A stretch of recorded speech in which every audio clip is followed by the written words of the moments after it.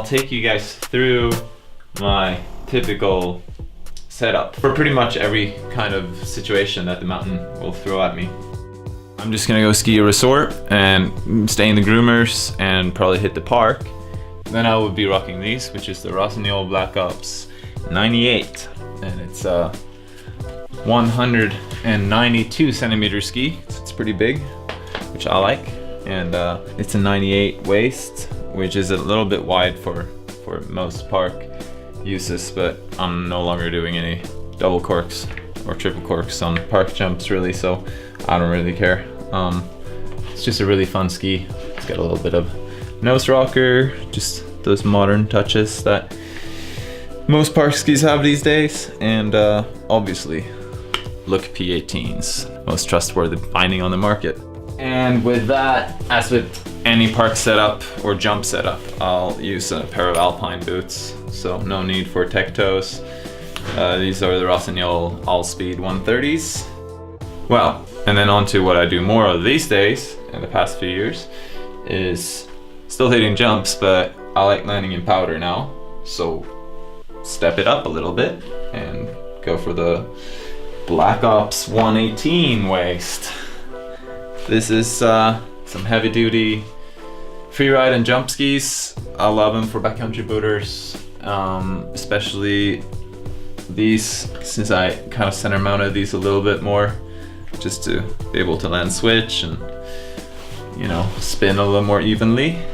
So same setup there, Look P18s and all speed 130s for maximum stomping pleasure.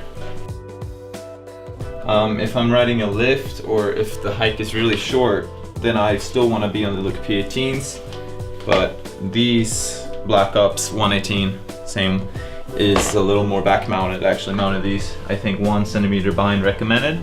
Recommended I think is 2 behind true center, so they're still pretty far forward, but I like that extra nose area for stomping cliffs and skiing fast. So now we're moving out of the slack country and the park and a little deeper into the mountains, and that's where we'll go ski touring. And so hence the binding change.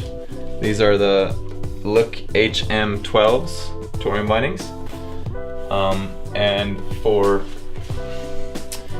this is kind of like, it depends on how strong I feel that day, like how high I'm gonna hike, how far out I'm gonna go, and how fast I'm gonna ski. But most scenarios I'd probably end up using another pair of Black Ops. These are just normal mount on the recommended. They're 118 waist, but it's got the touring bindings on. It's not a light touring setup, but like I said, I usually don't go that deep. When I'm on these skis with these bindings, then I obviously need a tech boot, and this is the Rossignol All Track Elite 130.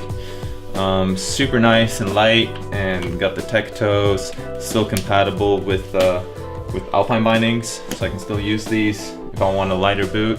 For the little bigger missions, like when you're really gonna go a long way or climb a huge peak and ski something ultra steep where 118 waist is a little aggressive, then I just like to rock a normal pair of Rossignol Soul 7s, 188, nothing complicated, 106 underfoot, super light.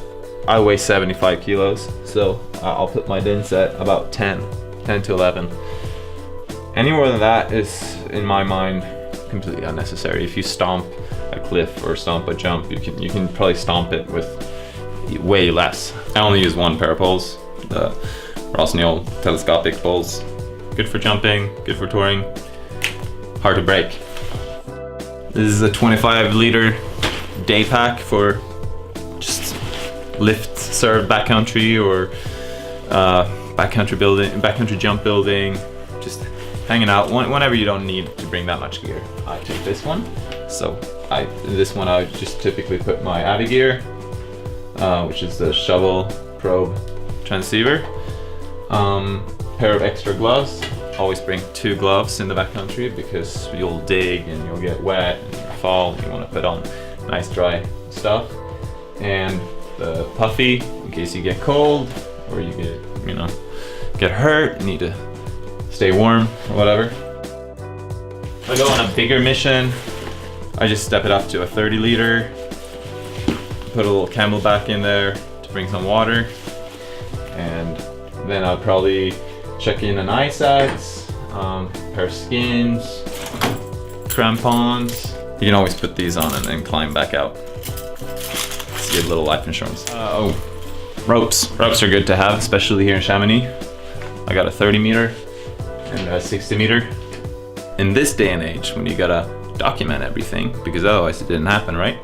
You gotta bring some cameras. I always bring a traditional point and shoot camera like this. This is Sony RX100 Mark IV. And obviously a GoPro. This is the Hero 7. Best stabilizer in the game. Bring a couple extra batteries too, because they run out when it's cold. Walkie-talkie. Pretty much the essential tool for anyone who doesn't want to stand and yell across a mountain range to your friends. Beach volleyball knee pads, I think that's what they're for. But I mean, you can buy these at any sports store, really. It's just a soft padded knee protector that I've become really used to skiing with, especially hitting jumps. Put these on your knees, and then when you put your face onto your knees, you don't break your mouth. Headlamp. You never know how late you get off the mountain, or if your phone has batteries. So bring a headlamp for those sketchy walks through the forests.